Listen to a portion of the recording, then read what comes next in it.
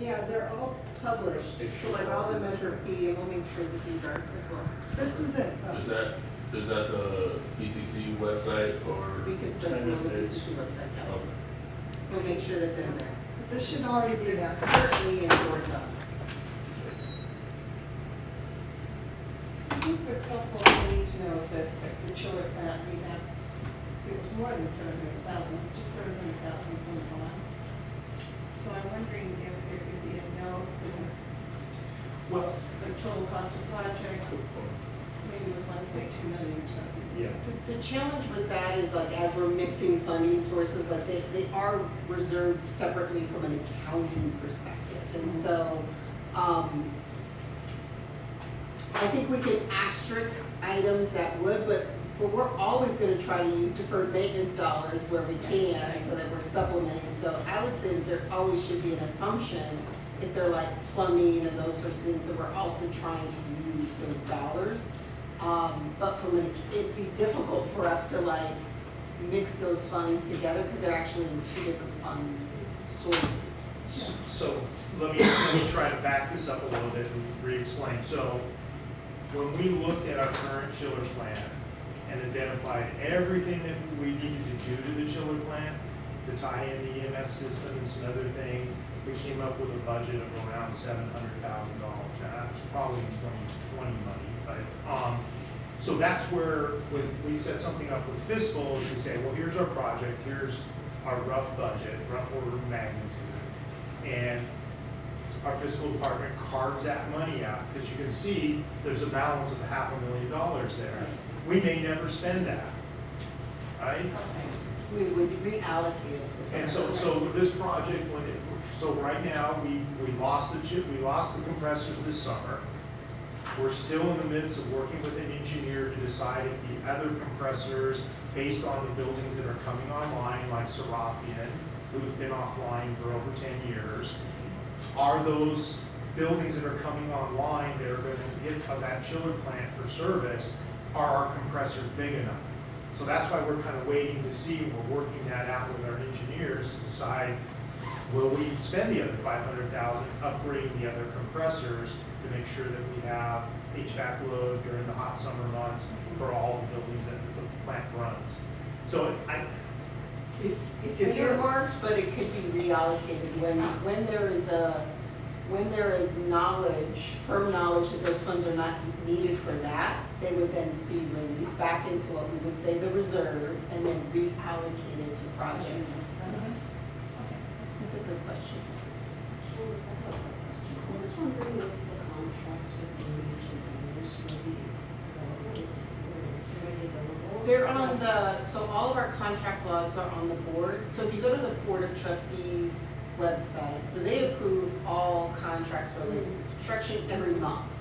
So if you went there, the contract logs are there, and it actually separately, you'll see a separate line item on the contract log that'll say Measure PCC contracts.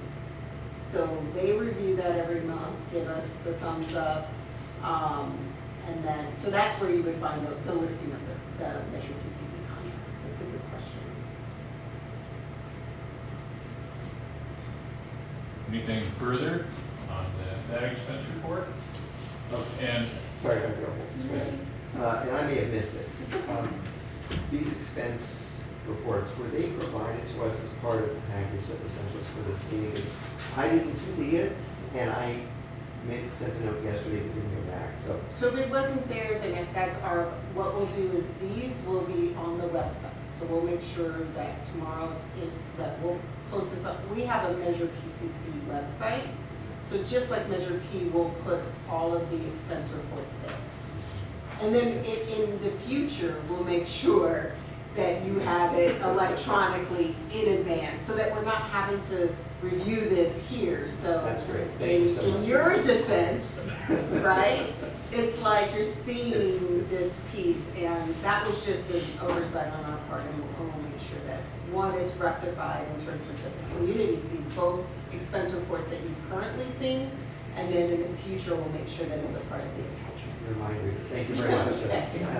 And last question. Energy management system, and it's sort of in response to the comment about the chiller rehab. What are just maybe a couple of weeks since the energy management system construction money has the biggest spend so far, as far as I can tell?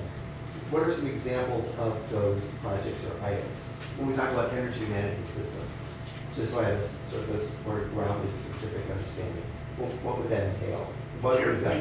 Be careful what you wish for, because now I'll start going into a bunch of technical. High level, right? Okay, so basically, if you think about a large complex HVAC system, we have variable frequency drives.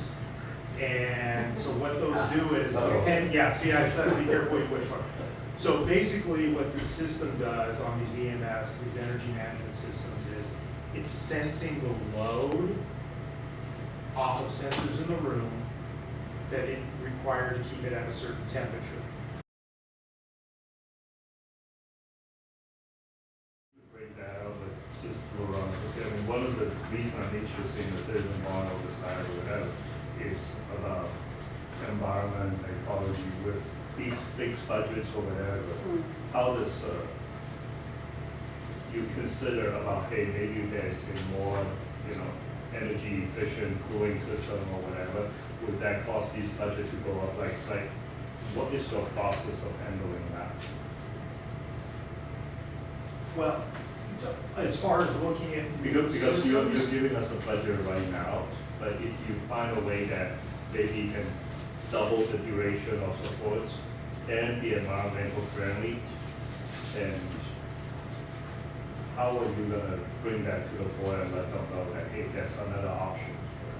well, I think That would affect the budget. Yeah, in your example there, this would be under a fully designed project. So we would come in, we would work with our engineers and our architects on, hey, here is where the district is going as far as the sustainability. And they also were working, remember, we're all governed by Title 24 of the California Building Code, which is requiring us to have certain energy efficiency markers. So they're designing the projects in accordance with the energy codes. Okay? So that's what I'm wondering, like, with all your architects and engineers to advise you on that, how did you come out with that $700,000 budget? Those are just, to be honest, those are just initial placeholders that we do so that we can then pay when bills come in. So Richard had mentioned, so the board has, we're currently doing an update, not a full sort of review. This is the plan, right? So they wanted to make sure, hey, have we had an opportunity to look at enrollment numbers and things like that? How would that impact what our plans are, right? So they've asked us to bring in the architects to do some additional discovery work for us. How does sequencing of this, because Richard mentioned this is $1 billion plan that's listed here. What are the most critical pieces? If we pretend like we'll never get another bond, we've got to be very thoughtful about then what comes in this first issuance, or these 3 issuances that will go to get to the bond fund. So we're currently doing that now. At the board facility subcommittee meeting, we're with them next week. They're reviewing, they're meeting with our architecture firms, our academic departments are meeting with the architectural firm to reinform what the sequencing pieces are. So that process already Is started. going on right now. Very And so good. the board will see a draft. So they get subcommittee review of it in March. They'll see another draft of it in April, and again in June to When we finalize. meet again. So once that's settled, then we would get into the budgeting of those funds. But until it seems premature for us to do that Right. without board input. Yeah, definitely. Yeah. So the board will see that your anticipation is by June. Yes, I mean, they'll see it. We're starting our kickoff with them in next week, actually. Okay. Okay, thank you. Anything further? If we, and we have on here, you had the Rosemead updates, you have a sheet on here about the 13.3 million. Is there, you've got something to show us there? Wonderful. Yeah, I just wanted to walk through, so really quickly, because I know we've really had a lot of conversations about it. And I know y'all like, come on, let's get done. So that's okay.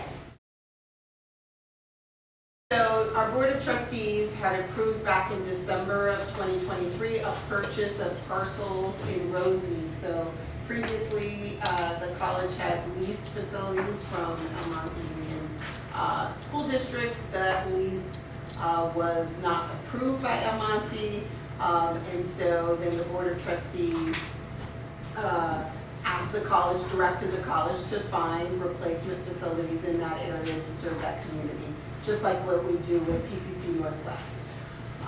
So we started that process. We came up with and found, so this is just sort of give you sort of context of where our facilities are. So PCC Northwest serving out of John Muir, so that's a very, very successful program where we run a ton of dual enrollment classes there. We have the Colorado campus here. We have a full Foothill campus, which largely serves most of our non-credit classes.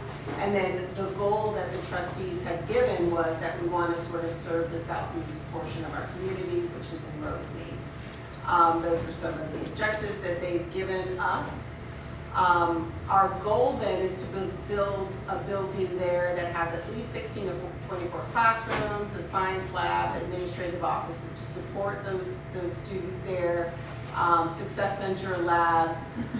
The reason why this location was chosen, so we'll get in. So we're currently almost exiting escrow on these 3 parcels of land, which are on Rosemead Boulevard and then Valley. So it's right on the corner. So this whole little sort of land opportunity, interestingly enough, our previous lease property was right across the street. So we're very familiar with this community, very, very familiar. And the reason why it was really important for our trustees is because Muscatel Middle School is right here. So there's a lot of opportunity to bring in some middle school programming as well as Rosemead High School for dual enrollment. The city of Rosemead is here as well as the city's library. So that was sort of the strategic direction around location.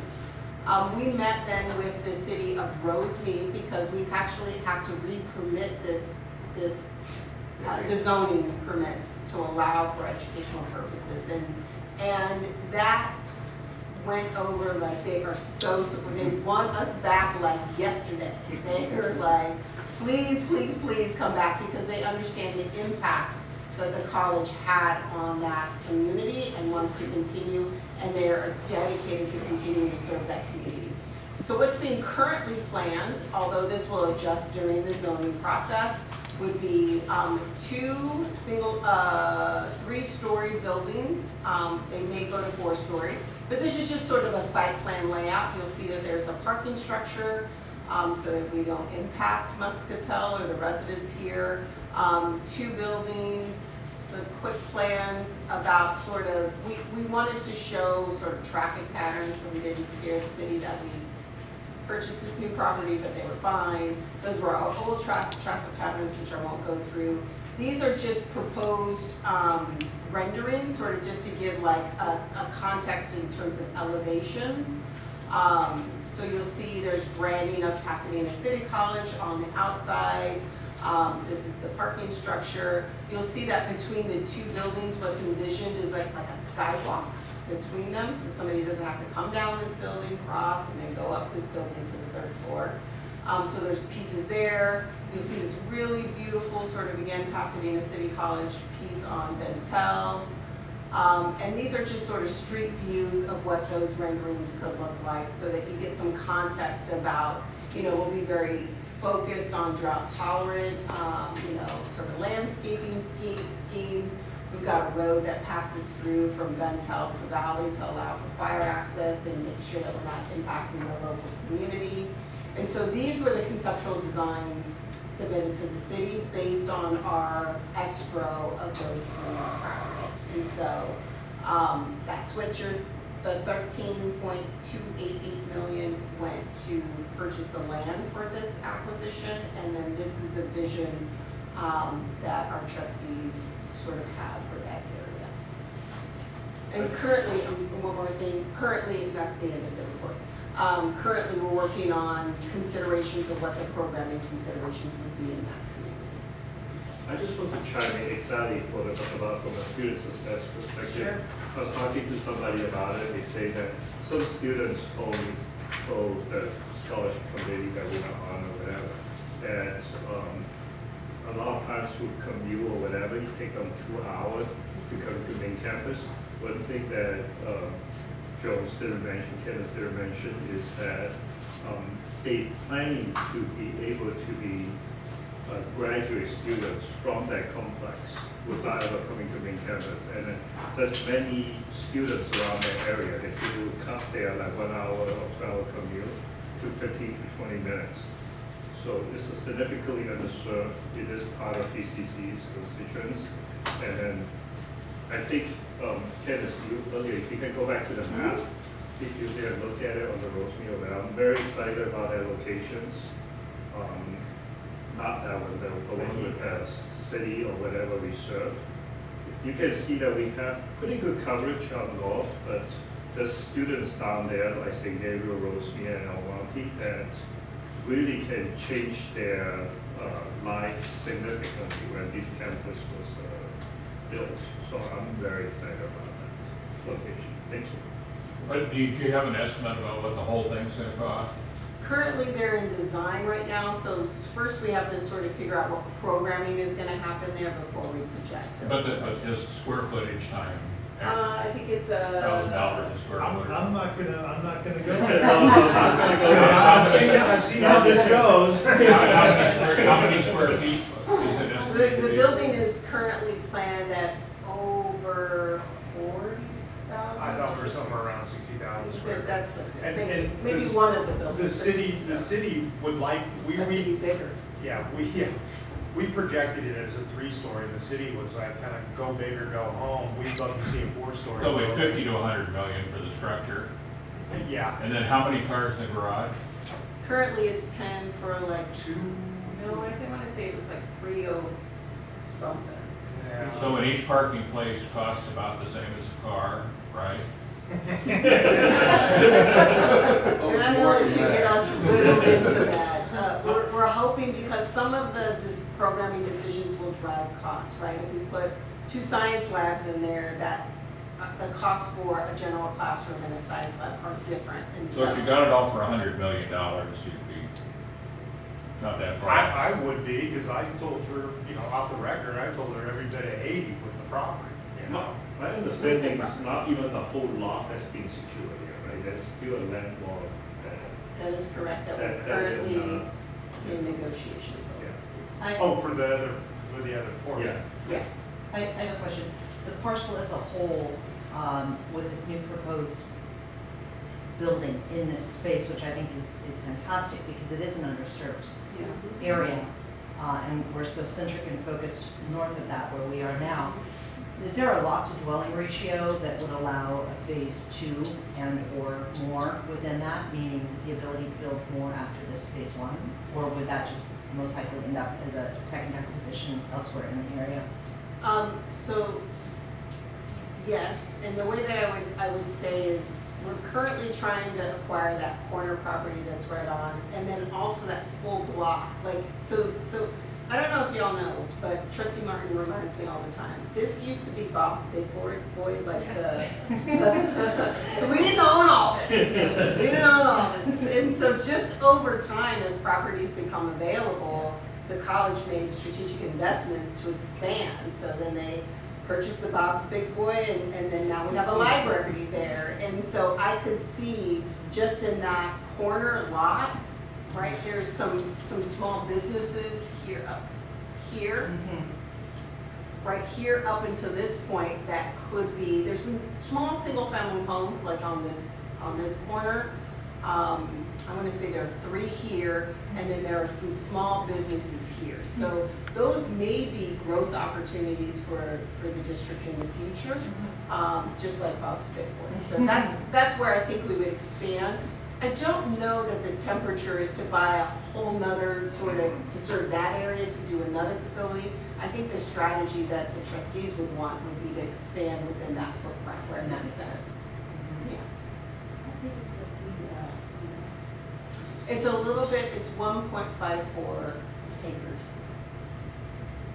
Yeah, I can tell, I live right close to there. Oh, tell us about it. I went to Muscatel and I went to Rosemead High School, then I went to PCC. Oh, wow. So, but, yeah, right.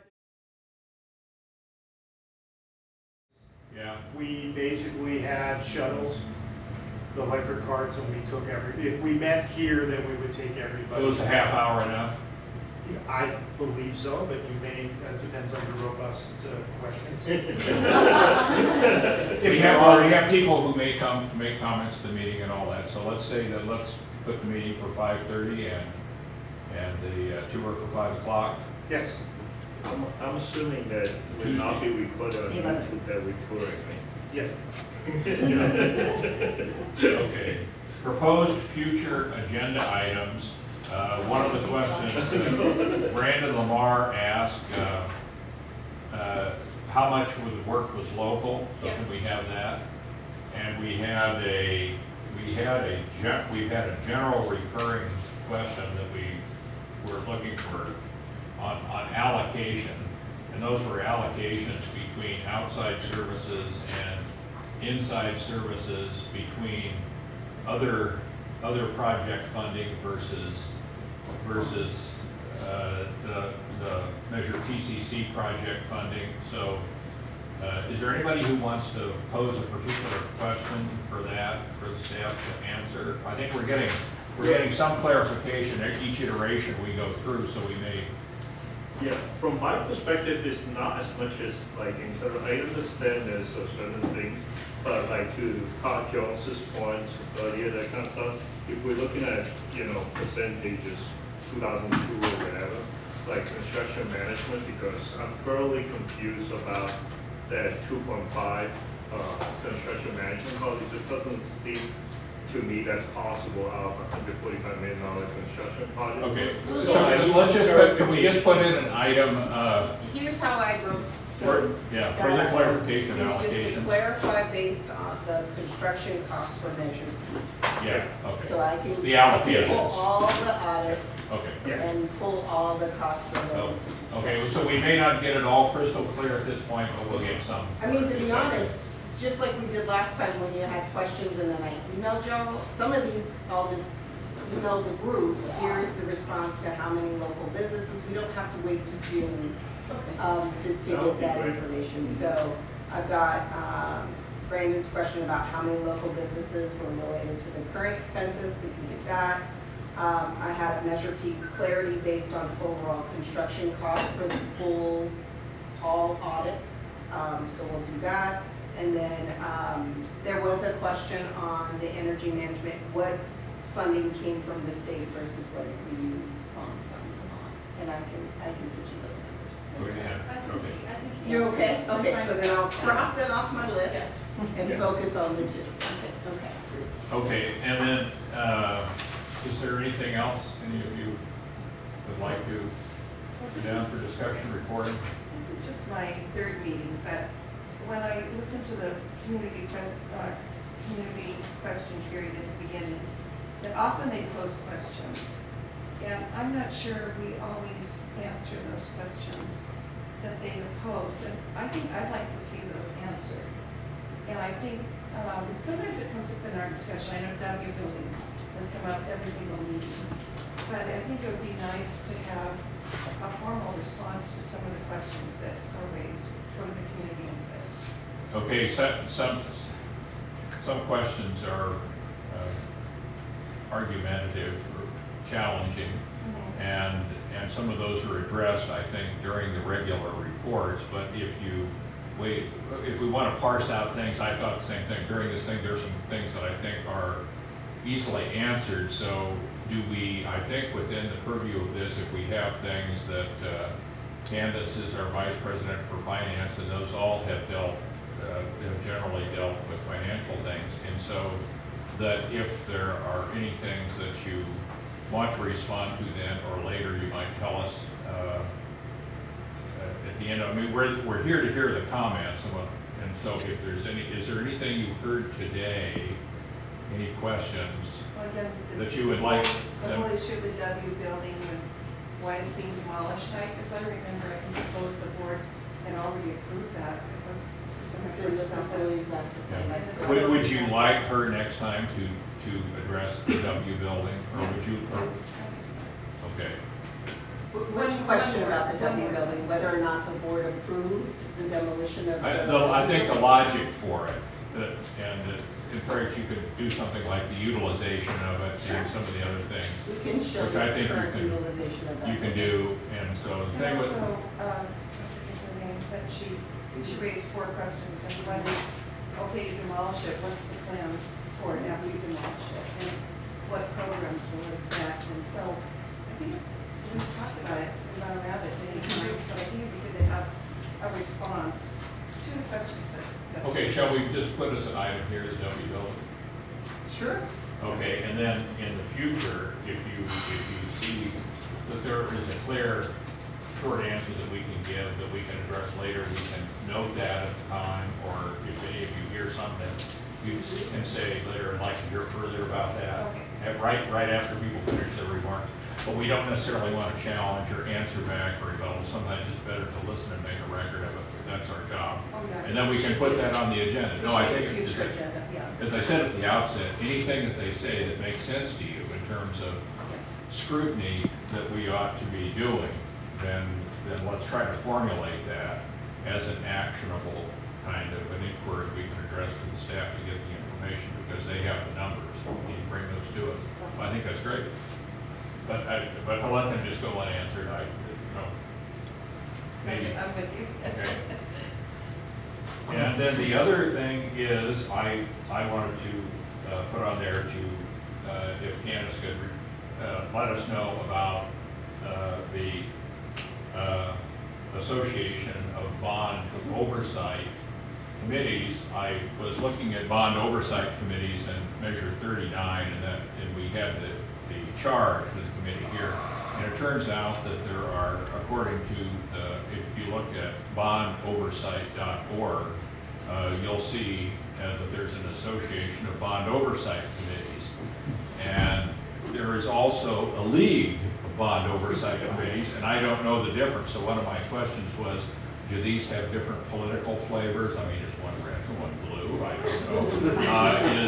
know. Or it looked like maybe, I think Candace had a speculation, maybe one's more oriented to K through 12 and dealing with the PTAs who make up some of the bond oversight committees in those, or something else. So she's going to answer that. But for any of you who are interested, and I don't know whether it's legitimate or it's full of fake news, or what it is, but actually, at first looking at it, it looked pretty interesting. They said there are 521 committees like this in California, and there are several resources that you can go to, and it has, is it Prop 37? Is that what, or 39? Prop 39.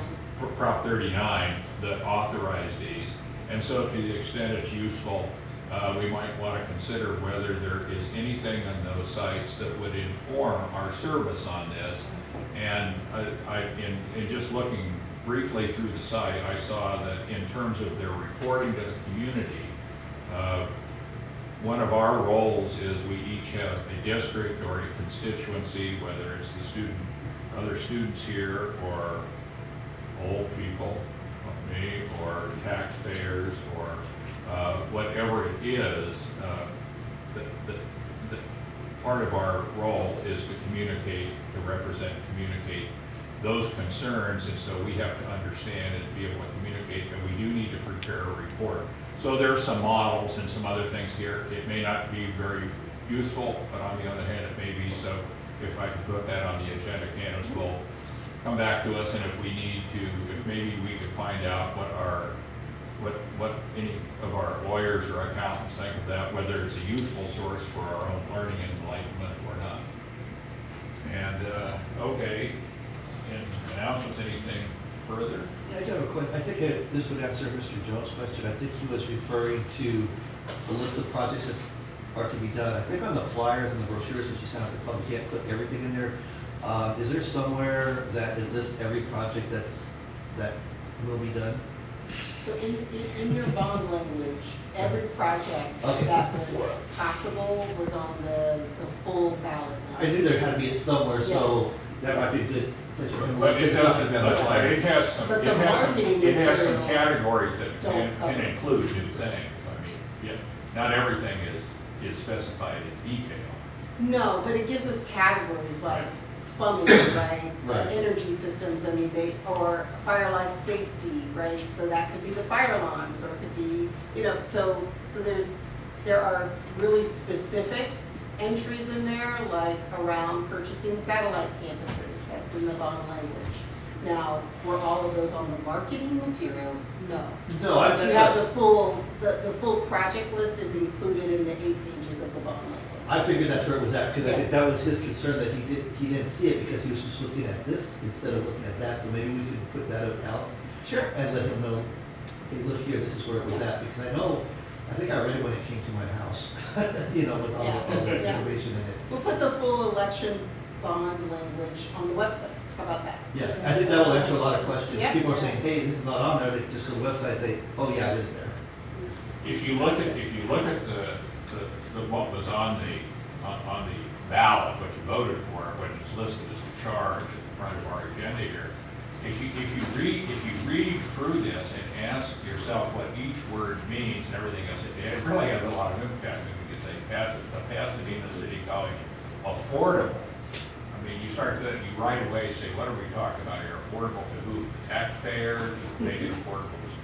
High quality education and job training measure PCC to upgrade aging labs, and it goes on, and if you read, I commend this to you to read, because it's got an awful lot in there, and